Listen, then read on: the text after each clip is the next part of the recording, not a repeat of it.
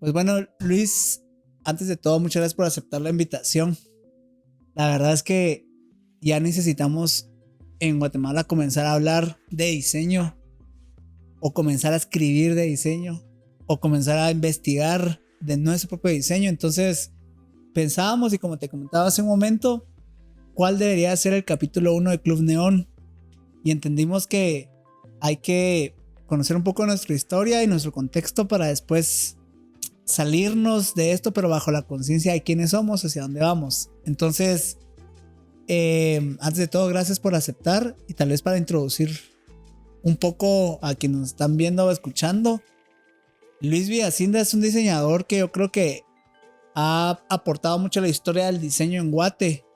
Yo te reconozco mucho por tu trabajo editorial, y pienso que tu trabajo de diseño editorial en Guate sí marcó bases del diseño editorial en nuestra historia. Después vemos cómo revistas, periódicos ya un poquito más contemporáneos proponían, pero esencialmente en la historia del diseño yo reconozco lo que hiciste vos con la revista Monitor, con el periódico.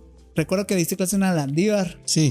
Un ahí tiempo. eché a perder varias generaciones de jóvenes. Que probablemente algunos ahorita te van a estar ahí reconociendo. Pero entonces queríamos hacer el capítulo 1, entendiendo un poquito nuestro contexto, y tal vez antes de entrar un poquito a la historia del diseño gráfico en Guatemala, que eso vamos a platicar un poco, te quisiera preguntar, ¿cómo ves ahora el diseño Guatemala?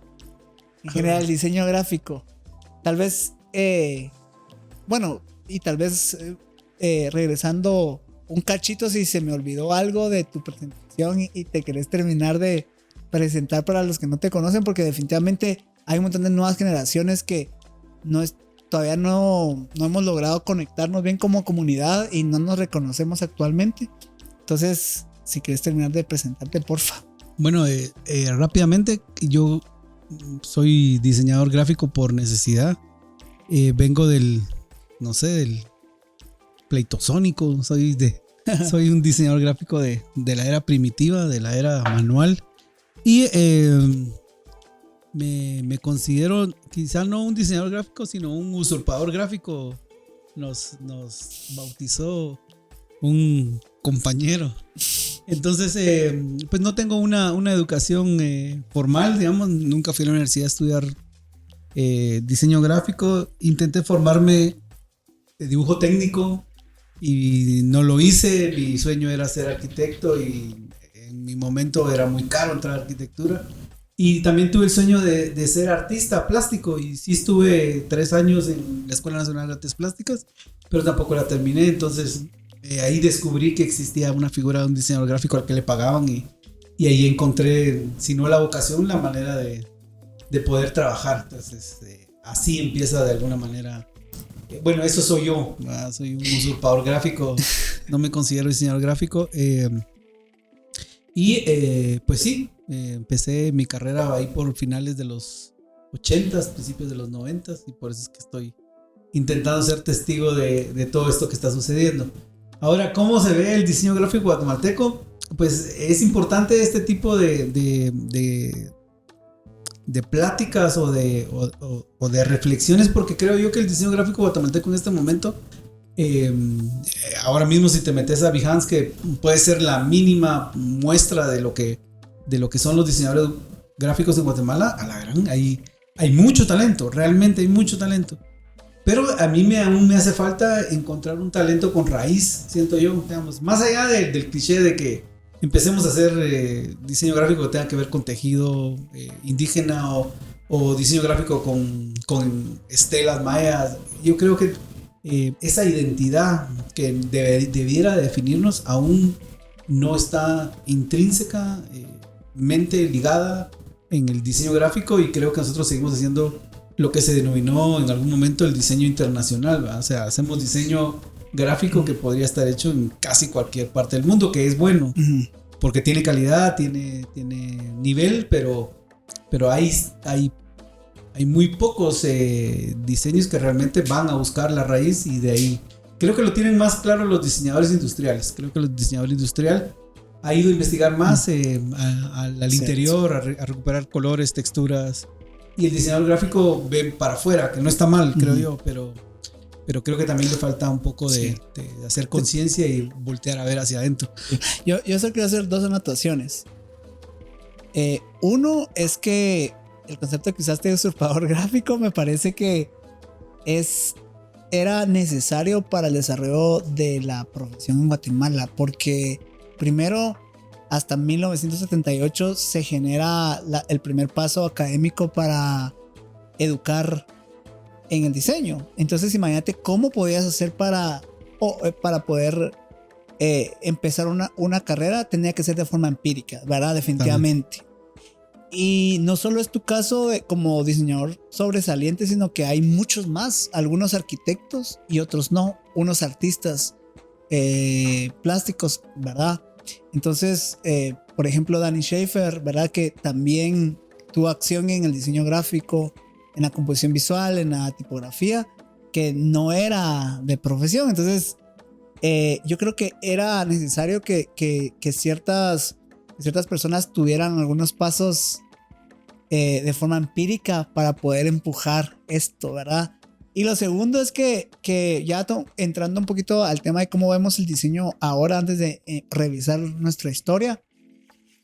Yo recuerdo que en el 2017 a través de Básica tuvimos la oportunidad de ir a los premios D&AD, que a nivel de diseño gráfico y comunicación son como los Oscar, o sea, y lo hacen en Londres. Y tuvimos la oportunidad de entrevistar al director de ese año. Y recuerdo que le hice la pregunta de cómo veía el diseño gráfico en Latinoamérica. Y me dijo, más que tener una perspectiva, es estar esperando que se sustenten en sus propias identidades. Y la verdad es que su respuesta fue para mí muy contundente, ¿verdad? Porque en ese momento nosotros veíamos muy idealizado el diseño suizo, el diseño europeo, ¿verdad? La Bauhaus. Ajá, la Bauhaus. Y aún reconozco que el diseño internacional, como lo mencionas también, pero aún reconozco que ese diseño definitivamente son bases de aprendizaje que las tenemos que tener, las tenemos que manejar. Sin embargo, me recuerda mucho la connotación que él hizo, que estaba esperando que Latinoamérica pudiera inspirarse y basarse en su propia identidad. Entonces, si viene de alguien fuera, creo que te hace por lo menos analizar un poquito dónde estamos. Y ahorita que lo decís, entonces respondiendo a la pregunta de cómo estamos como diseño, digamos diseño general, no solamente diseño gráfico, parte de la respuesta podría ser tratando en algunas áreas de encontrarnos, ¿verdad? Hay una búsqueda más. Hay una búsqueda. O sea, sí, falta llegar a yo ese. creo que un vestigio de esta búsqueda que se vio, a ver, muchos procesos normales se vieron interrumpidos por la guerra. O sea, eso también hay que tenerlo claro. Somos una sociedad silenciada en muchos sentidos, que no se nos permitió tener procesos naturales de búsqueda, de encuentro, etcétera, etcétera. Sin ir más, el centro cívico, digamos, es un buen ejemplo de lo que pudo ser, o de que el producto de una iniciativa de búsqueda donde hay artistas, hay arquitectos, y yo me preguntaba, para mí siempre que paso ahí es una incógnita. Digo, ¿cómo esto puede suceder en Guatemala y cómo no pudo seguir sucediendo? ¿Por qué no hubo siguió existiendo este lazo que amarraba arte, arquitectura? Sí, fue una época de oro. Sí, ahora creo que nos hizo falta mencionar que tu trabajo fue seleccionado para mostrarse en el libro de diseño latinoamericano de Taschen, ¿verdad? Y revisando un poquito y haciendo algunos acentos del diseño gráfico para tomar el tema ya y empezar a hablar de esto. La idea es que podamos hacer un breve resumen sobre estos acentos desde 1978, que yo creo que en 1978 fue... Sí, en el 78 fue la Andívar y ¿verdad? En el 87 la San Carlos. Ajá, ¿verdad? Esa es una profesión muy joven. Es sumamente joven, o sea, probablemente antes ya habían existido algunas iniciativas sobre el diseño gráfico, pero de forma más empírica en la profesión. Lo que hay que tener en cuenta es lo nuevo que es la carrera en Guatemala. O sea, hasta el momento todavía la figura del diseño gráfico no es reconocible. Bueno, o tal vez no entienden bien la figura del diseñador gráfico, la profesión del diseñador gráfico o la figura de un estudio de diseño comparado con una agencia de publicidad. Si estamos hablando de 1987, estamos hablando de 30 y 43 años, sí, es poquito. O sea, yo no encuentro un referente de 60, 70 años al cual yo pueda acudir. En la región o en el país. En el país, ajá, sí. O sea, tener un... ¿Cómo se llama este señor que diseñó la identidad de Nueva York? El Milton Glaser, tener un Milton Glaser aquí para poder decirle, mira cómo era la onda. Sí, sí. Ojalá pues tuviéramos esta herencia, pero por lo mismo te decía, pues fuimos silenciados por una guerra interna, un conflicto armado interno. Sí, yo recuerdo también que cuando yo en mi época de estudiante de diseño tratábamos de entender quiénes podrían ser unos referentes de gente mayor, y llegaba al punto donde hasta nos daba un poquito de miedo la carrera, porque decíamos, pero si este vacío nos espera a nosotros también más adelante. Pero cuando empezamos a salir de Guate con Básica o con otros proyectos, nos dimos cuenta que afuera sí existían esas figuras. Seguramente para eso vamos, yo espero, y quiero ser optimista en ese sentido. Bueno, y en ese momento, 1978-1987, se abren las primeras carreras técnicas, no necesariamente licenciaturas, ¿verdad? Porque creo que comienza todavía ni siquiera de esa forma. Claro. Si pensamos que las primeras generaciones de licenciados en diseño llegan entonces hasta los 90s. Creo yo, a mí me sorprendió cuando supe que en la USAC había una especialidad, una licenciatura en tipografía. Para mí eso fue un sueño. Un curso sí, que era como, dije, alarán, qué chilero, porque pues la utilización del tipo de letra también es una cosa, en mi campo, que era que es el diseño editorial, pues sí se requiere un estudio, no es nada más de... Claro. Bueno, todo esto vino a cambiar con las computadoras, pero estamos hablando de otro tipo de procesos. Sí, hablamos un poquito de la parte de tipografía. Creo que la San Carlos incorporó después el curso de tipografía y después las demás universidades, pero el curso de tipografía no venía por default. Y eso también nos pone mucho a analizar que hasta la propia academia está entendiendo todavía por dónde va. Porque para mí la tipografía es tan importante y la utilizamos en todo, y a veces hasta es el 90, hasta el 100% de nuestros espacios de diseño, y no solamente es una parte de conocimiento técnico, sino que es una parte de apreciación, y definitivamente es parte de la evolución. Pero te quería consultar, ¿hubieron ciertos actores en esos primeros años, entre 1988 y 90, como Tipos Graficart y Revista Hasta Atrás y Arteria, que para mí son las primeras visualizaciones tangibles ya de resultados del diseño gráfico? Por supuesto que había comunicación visual, pero estos resaltan un poquito más, e investigando un poco, yo creo que eran muchos entusiastas del diseño gráfico que comenzaron estas. Claro, este de Tipos Graficart para mí fue un estudio, fue el primer estudio de diseño gráfico formal, digamos, en Guatemala, y lo dirigió y lo creó Olga Hazard y Jaime Freire. Olga venía graduada, si no estoy mal, de diseño de Boston, y ella fue la encargada de darle por varios años la identidad Linguat. Entonces, digamos que cuando yo llegué a Tipos Graficart, esa onda era Grandes Ligas. Yo venía de levantar textos. ¿En qué año fue, Luis? En el 93, más o menos. Yo llegué porque el azar y el destino es grande. Yo llegué ahí y me contrataron para hacer levantados de texto, porque era pilas para la computadora. Las computadoras estaban empezando a venir a Guatemala.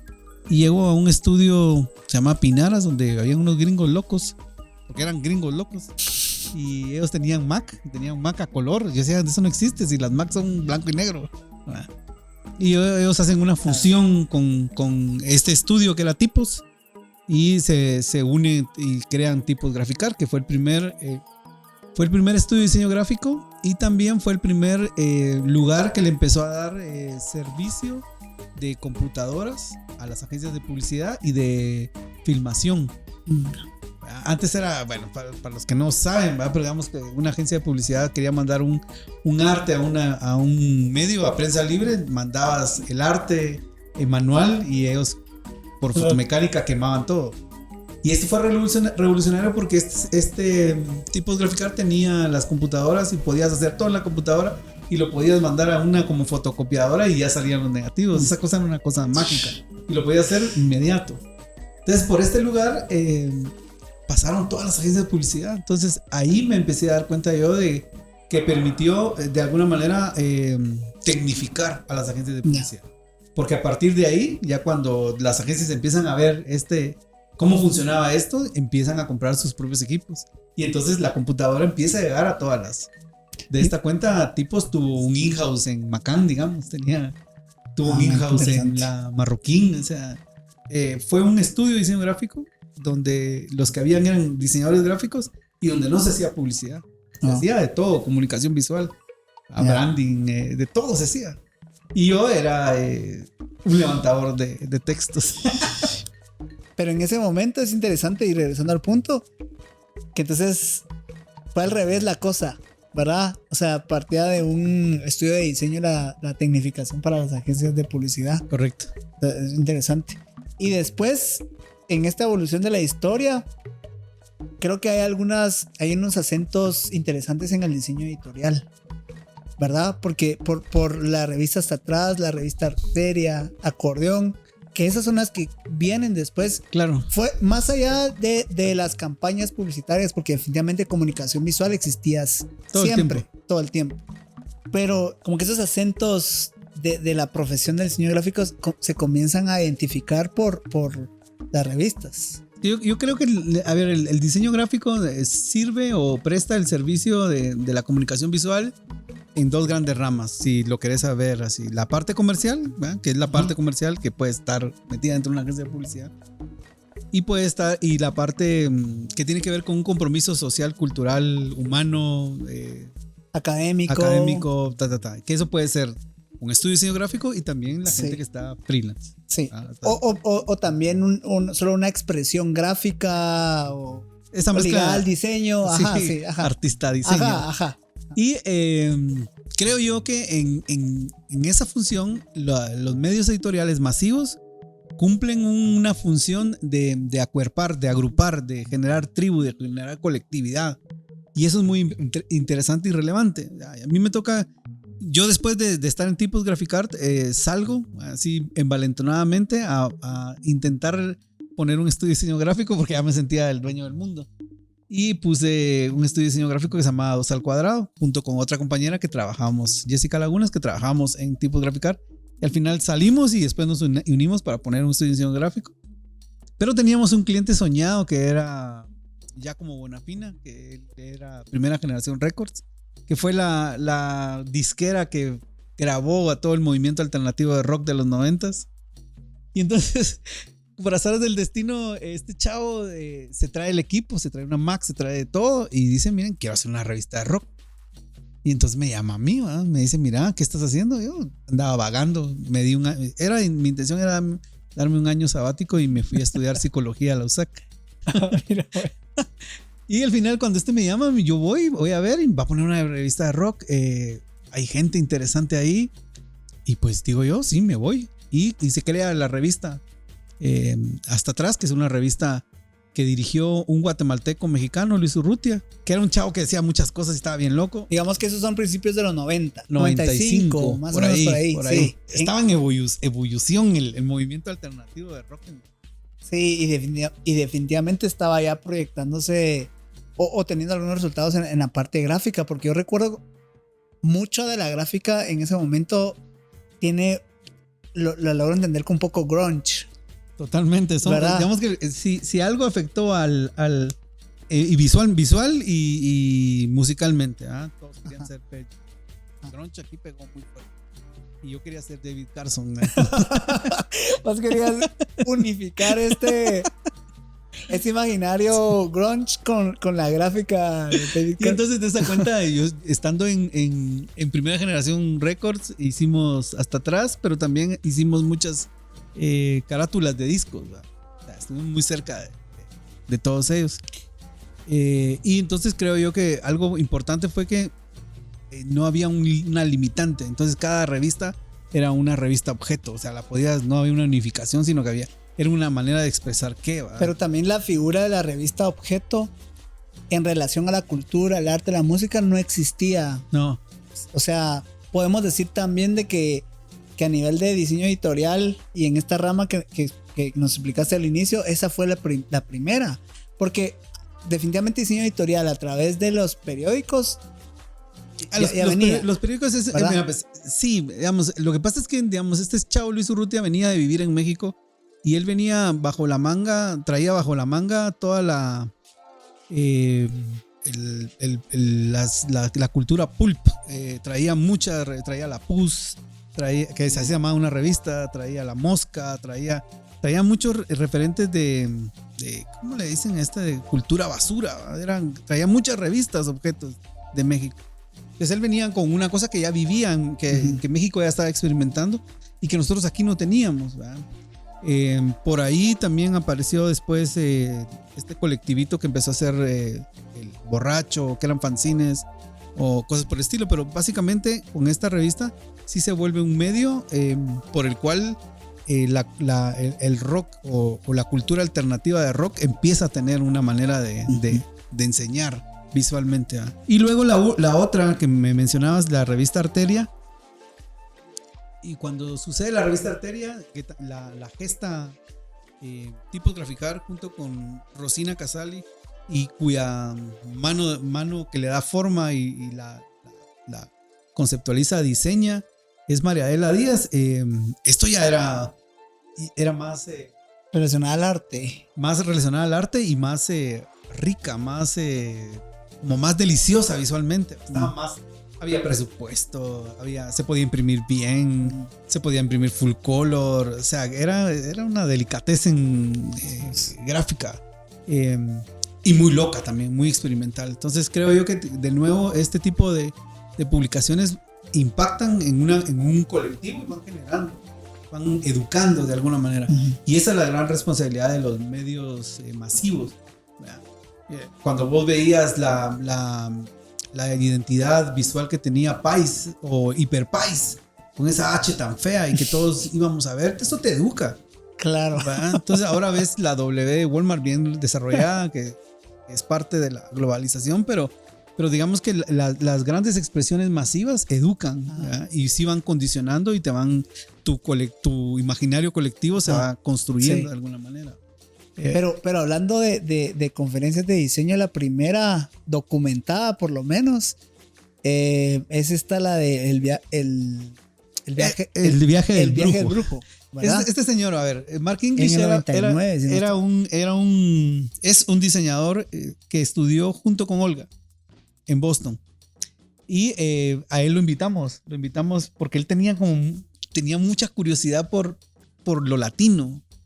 Y entonces creamos un evento que se llamaba ¿Rediseño? Rediseño se llama. Sí. El evento. Nos dimos cuenta con esta plática la valoración que se tenía de esta cultura visual latina. No puedo decir guatemalteca porque él quizá estaba viendo más hacia México o cosas por el estilo, pero para hacer la primera evento de diseño gráfico fue muy bueno. Fue muy bueno empezar. Para mí fue muy importante. Fue la primera vez que fracasé como speaker. O sea que sí viste una conferencia. Sí, una conferencia que tenía que durar, no sé, 45 minutos y me puse tan nervioso porque era la primera vez que daba una conferencia. La conferencia se dieron no recuerdo, era un auditorio muy grande, Liga creo yo. Y me puse muy nervioso y terminé eso en 10 minutos y no se entendió nada de lo que quería decir. Era muy bonito el planteamiento, pero me lo acabé en 10 minutos y temblaba y no se me veía nada. Pero digamos que este fue el primer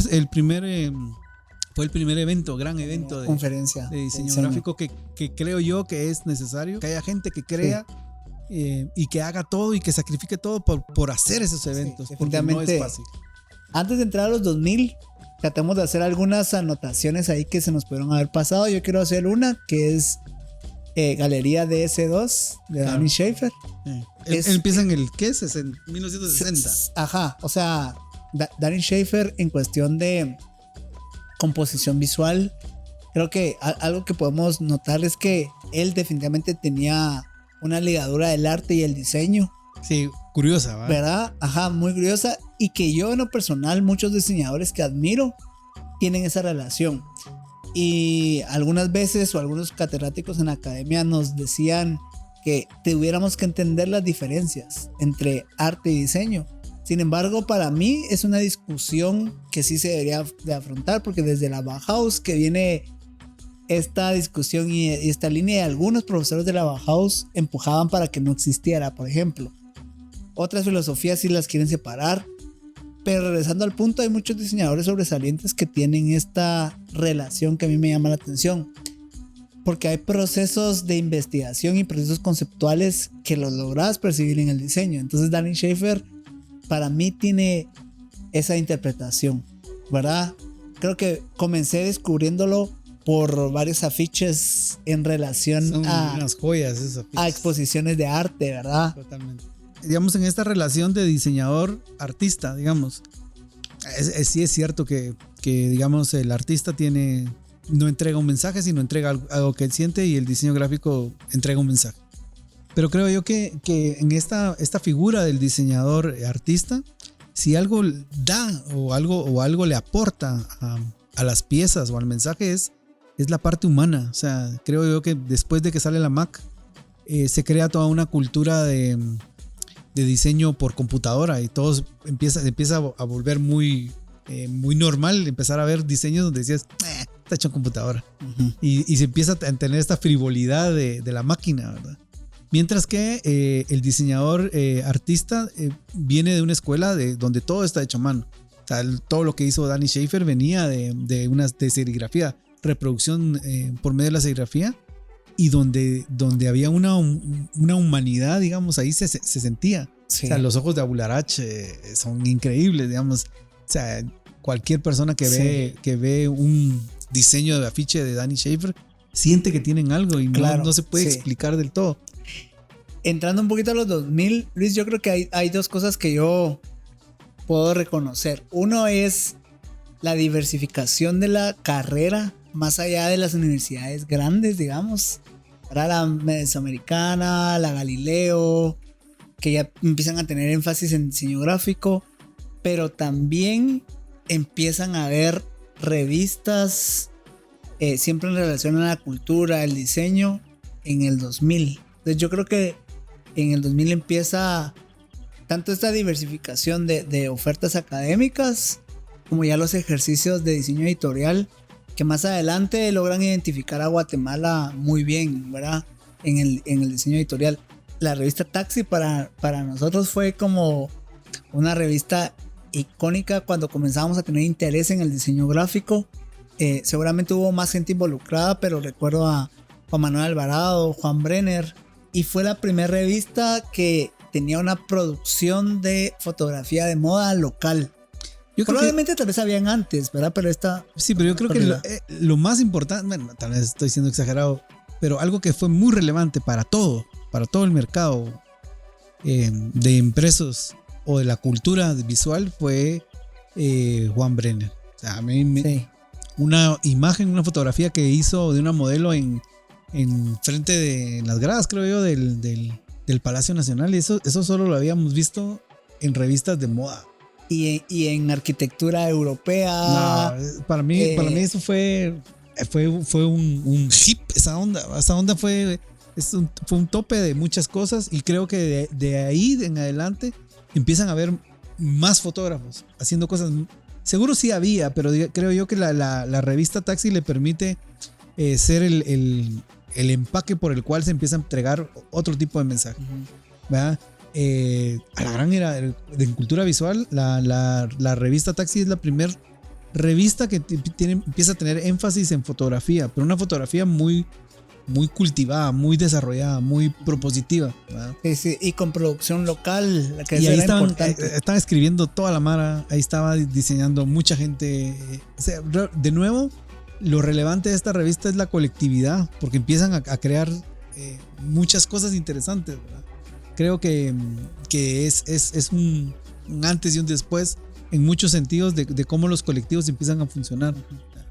Y desgraciadamente las revistas en Guatemala tienen muy corta vida. Nacen y tienen su efervescencia y luego desaparecen. Sí. Pero me parece que esta efervescencia me parece que dictaminó muchas cosas. Sí. Ya si querés hacer ahora, digamos, después de la fototeca se crearon el mismo fenómeno con los diseñadores gráficos y la educación, el diseño gráfico en la educación media, ¿va? Hay un montón de buenos fotógrafos, igual un montón de malos fotógrafos, pero creo yo que son como, ¿cómo se le dice esto? De cuando estalla algo. Con la revista Taxi estalló algo, ¿va? Creo que estalló la posibilidad de tener una revista de moda. De moda me refiero en cuanto al cuidado de las fotografías. Sí. Eran muy preciosistas. Sí, yo creo color. Que sí, no solo a nivel de composición o la parte digital, sino que Revista Taxi también el formato, los papeles, comenzó de alguna forma a proponer, ¿verdad?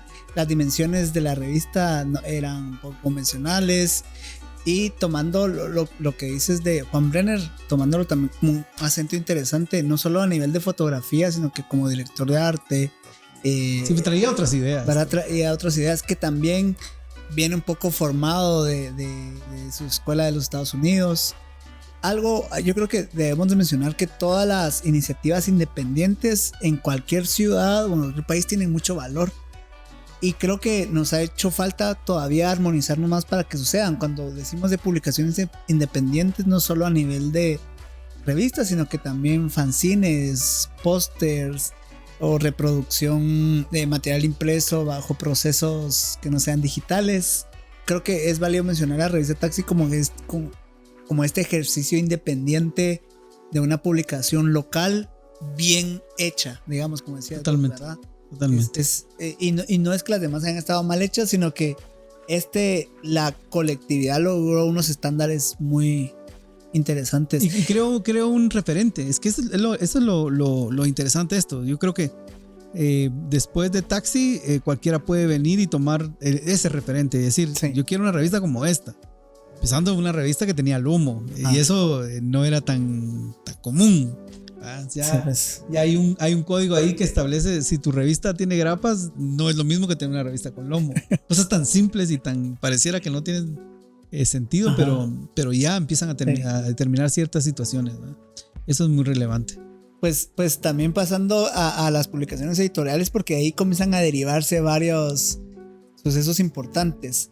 En el 2006, la revista Capiusa, que yo creo que saludos al Chango, que la verdad es que pasó de ser una publicación editorial en ilustración a ser casi que una parte de la cultura y movimiento de la comunicación visual. Sobre todo. Por muchos años. Y la verdad es que los esfuerzos de Chango fueron impresionantes en la gestión cultural que ha llevado, porque pasó de comunicar talento más que todo enfocado en la ilustración a generar exposiciones, y cada exposición y cada evento era un punto de encuentro de la comunidad. Yo creo que en nuestra evolución como diseño gráfico localizo a Revista Capiusa con una honestidad de generar comunidad muy especial. Y después viene una serie de productos editoriales muy interesantes de forma independiente, Luis. Creo que Revista Folk también fue otra en su momento y en distinta área de Capiusa, muy propositiva. Creo que también había un vacío ahí entre lo que era la cultura de la música independiente, el arte y el diseño, y Revista Folk tenía esa connotación. Sí, y yo creo que Revista Folk vino a tomar otra generación de jóvenes. No sé si ya aplicaba ahí para los millennials, pero sí esta cultura hipster, digamos. Ajá. Vienen a tomar ese espacio y también se vuelve una revista de culto. Tienen desde, digamos, desde el estudio, que ellas son muy particulares y tienen un lenguaje muy de ellas, ¿verdad? Que eran, ¿cómo se llaman los de? Workaholic. Workaholic. Sí, o sea, sí. Yo creo que Workaholic está dentro de la historia del diseño gráfico como estas personas que vinieron a hacer cosas raras en el buen sentido, ¿verdad? Empezaron a experimentar con papeles, con otro tipo de diagramaciones, con una serie de objetos low-fi, ¿verdad? Pero era una estética que sumaba experimentación en la gráfica, en la tipografía, en el arte objeto, en la música, muy ligada a la música independiente electrónica. Sí. Siempre están haciendo cosas. Sí, yo recuerdo que había mucha gente que logró conectar con la estética y había otra gente que no le gustaba, que la criticaba de alguna forma. Pero para mí, en el desarrollo de la historia del diseño gráfico, estas iniciativas tienen mucho valor, porque desde su punto sí eran propositivas, ¿verdad? Totalmente. Entonces era muy interesante lo que hacían. Algo que era interesante también, más allá de su estética, es que 2007, 2008 ya empezábamos a entender las figuras de los estudios de diseño. Sí, ya estamos, ya hay más. Ahí ya bien, yo creo que podemos mencionar Workaholic, que lo acabamos de decir. Creo que a Ambush de Juan Brenner ya se localizaba. También estuvo por ahí los Guareguare también. Guareguare de Soad. Sí, de Soad. ¿Verdad? Sí. De David Cifuentes. Simón. Entonces ahí ya comenzamos a identificar más estudio de diseño. A2 también de Andrés Asturias y Cedric Arenales. Que ese es otro capítulo. Ese ahorita vamos a hablar cabalmente de ellos, que no conozco muy el background de los dos, pero sé que también tuvieron una formación bastante empírica y no necesaria académica, pero ahí es cuando pienso que esta formación era necesaria para todos nosotros, la formación de ellos, de ustedes, ¿verdad? Que no necesariamente tiene un background académico, pero llegaron a estándares bastante altos y nos... A mí lo que me da, bueno, digamos, desde mi punto de vista, la revista Taxi crea como esta explosión en donde la fotografía puede ser el timón de una publicación. Y ya con Andrés Asturias, pues obviamente él es fotógrafo y lo que viene a hacer es una cosa visual al 80% y acompañada de texto en una medida. A mí la primera vez que conozco cualquiera de sus revistas, la revista Rara, la primera vez la sentí como muy frívola para mi gusto. Hacía falta como lo humano, decía yo. Pero luego creo que fue el primer número. El segundo número empezó a meter textos súper interesantes y ya la empecé a leer. Y fue una revista que se notaba que estaba dirigida por fotógrafos, o que la intención y el acento era la fotografía.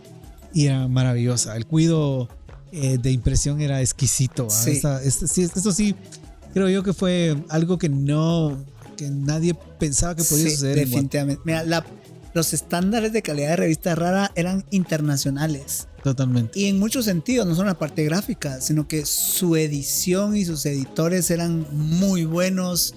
Se notaba una postproducción de imágenes exquisita y un cuidado de impresión muy bueno.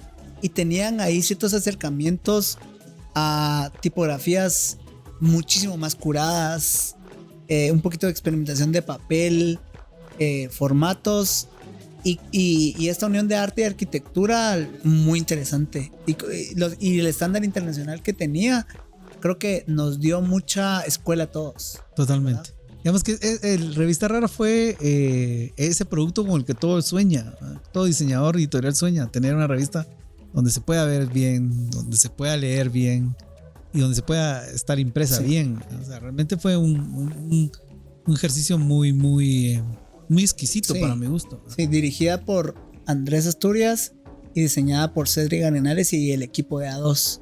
A ver, que después Cedric terminó, mutó, no sé si mutó, fue el paso normal evolutivo a Itch, ¿verdad? Que también fue otra cosa, otra cosa desde el formato que yo me sentía más cerca de Itch que de Rara. 2013 ya. Me sentí. Cabal en fue 2013. Pero yo creo que antes de pasar a los eventos de diseño, porque Pechacucha fue el primer evento de comunidad, repasar un poquito las revistas y hacer un resumen por estos acentos del diseño editorial relevantes en la historia. Yo podría decirte revista Rara, revista Folk, todas las agendas y publicaciones de comunicación del Centro Cultural de España. También y a mí se me escapa porque se me escapa el monitor, digamos. Ajá. El monitor, sí. La gran ventaja de esto es que teníamos al servicio de nuestros intereses a un periódico que circulaba, no sé, 45,000, 60,000 ejemplares por día. Y el viernes fue el día que nos dieron y nos permitieron para hacer este proyecto que se lo ofrecimos al periódico. Cuando yo estuve en el periódico les dije, mira, tengo una idea de un suplemento joven, que yo traía la espinita de que aquellos dos suplementos feos, y dije a los jóvenes se les debería apostar. Y me dijeron, mira, no tenemos dinero y no te lo podemos comprar. Y cuando llegué al siglo XXI, lo primero que hice fue desempolvarlo y decirles, miren, yo tengo un suplemento. Y me dijeron, esto está muy bueno, pero ¿cuánto querés? Tanto, y me dijeron, no te lo podemos comprar, no tenemos presupuesto. Y yo recuerdo que cuando concebí el suplemento, el monitor, siempre tuve un ilustrador en mi cabeza que había conocido en un festival de tripiarte, que eso también lo dejamos por fuera porque se nos escapa a veces de la memoria. Pero en tripiarte conocí a un ilustrador que estaba encerrado en un cuarto con un foco y estaba pintando como loco, como demente, el hijo de la chingada. Y dije, este chavo, qué cabrón es. Pintaba unos animales raros, unos pollos, que tiempo después me contó que era el Retarded Style y era Zurdia. Yo conocí a él, claro, estando en competencia. Él trabajaba en siglo XXI, yo trabajaba en el periódico y lo llamé, le conté el proyecto. Él me hizo dibujos, me hizo ilustraciones y con eso armé el primer boceto que nos rechazaron. Y cuando llegué al siglo XXI ya pudimos trabajar juntos. Presenté el suplemento y no lo compraron y al final se los terminé regalando. Les dije, ¿saben qué? Esta idea la tengo guardada, no sé, 5 o 7 años. Me gustaría que saliera a luz y se los regalo. O sea, no me paguen nada. Lo único que permítanme es escoger quién lo hace. Y de tal cuenta que cuando fui a buscar a la redacción quién lo hacía, me di cuenta que nadie lo podía hacer. Nadie tenía como la visión que yo tenía de cómo debía ser. Y le pregunté si me permitiría a mí dirigirlo desde lo conceptual, editorial y de diseño. Y me dijeron que estaba bien. Entonces me dijeron, pero entonces pedí gente. Entonces me dijeron, no te vamos a dar gente. Te vamos a contratar un fotógrafo que vas a compartir con la revista de Cultura y con la revista de domingo que se llamaba El Magazine. Y te vamos a dar un reportero. Escógelo. Y entonces me tocó que escoger al reportero. Y me encontré a una persona maravillosa con mucha capacidad, Juan Pablo Dardón, que fue entendió el concepto. Yo le vendí la idea que yo quería hacer un reportaje principal donde íbamos a hablar de las chicas superpoderosas.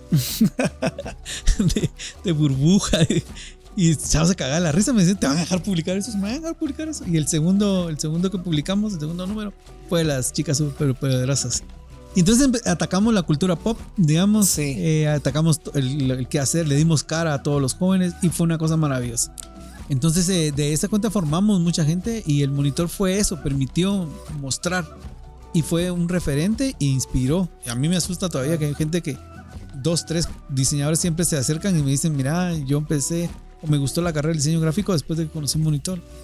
Eso es, ya con eso tenemos compensada todo el esfuerzo. Claro, bastante tiempo. Y en el medio pasó Pechacucha, que fue esta implosión de los nuevos talentos, que a mí me dio mucha alegría que sucediera, ¿verdad? Porque era por decirlo de alguna manera, el pueblo guiando al pueblo. Eran los diseñadores estudiantes encontrando la posibilidad de unirse y ellos dirigiendo esto.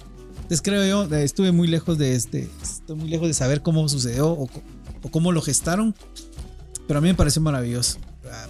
Dije, esta onda ahora puede suceder. Ahora hay 15 talentos. Ahora. Sí, y super. Bueno, 15 para poner ahí, porque habían muchos más. Pues para los que no conocen del movimiento de Pechacucha, fue una iniciativa de estudiantes que se gestó de una forma muy orgánica. yo creo que hay ciertos movimientos que tienen cierta honestidad detrás, que logran tener esa magia y lograr convocar a la comunidad. Y creo que antes de Pechacucha no lográbamos reconocer distintos talentos dentro de nuestra comunidad, pero unirlos en un mismo espacio. Entonces tenemos la oportunidad de ser parte de Pechacucha con varias personas como Jacobo Castañeda, Yavini León, Jonathan Jock, María Fernanda Rodríguez, después Marisol Dávila, Carla Álvarez y muchas personas más que después evolucionaron de Pechacucha a Festival Adherente, y ahorita vamos a hablar de los festivales. Pero había una sinergia del 2018 al 2013-2014 en cuestión de la comunidad interesante, porque estaban pasando estos proyectos editoriales. O sea, habían momentos donde nosotros podíamos decir, ya viene la rara, ya viene la folk, ya viene la itch, y hay un evento de diseño. Más allá de tu trabajo como diseñador en una agencia o tu perfil de estudiante en tal universidad, había un movimiento. Entonces, y habían ciertos productos de diseño gráfico también que los apreciabas, mirabas la calidad, y es como el trabajo de Lucía Menéndez para el Centro Cultural de España, que yo creo que esto es antes del 2010, si no estoy mal. Pero regresando a la línea del tiempo, después del 2012 comienzan los eventos de diseño, ¿verdad? Sí. Creo que si no estoy mal, ya habían algunas ediciones de Festival Antigua, pero no tenían la relevancia en la parte de agencias de publicidad. Y creo yo que todos estos eventos desde lo privado, digamos, empezaron a generarle presión. Y hubo un Festival Antigua que fue más festival de diseño, que a mí me pareció maravilloso que haya sucedido eso, porque dije, qué bueno, porque realmente creo que hay una ebullición de los diseñadores gráficos.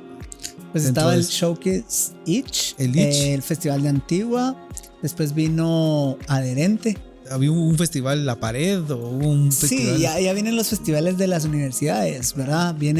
Comienza La Pared en San Carlos, después evolucionó a Rayarte. Ajá. Creo que Landívar ya tenía sus semanas del diseño, pero las jornadas del diseño. Después creo que logramos identificar más como Festival Vértice. A ver, todas estas actividades eran para adentro, siempre no han sido públicas, ¿verdad? Y creo yo que en algún momento se dan cuenta que el Festival Vértice tiene que ser para afuera. Por lo menos habían exposiciones que las sacaban afuera para que la gente viera. Y yo creo que la academia se queda atrás y reacciona después de que estos colectivos de jóvenes empiezan a crear cosas, ¿verdad? De forma independiente. ¿Verdad? Sí, y ya está, en los últimos años, ya llegando en el 2019, surge la primera iniciativa de tener un encuentro con los estudios de diseño en Guate.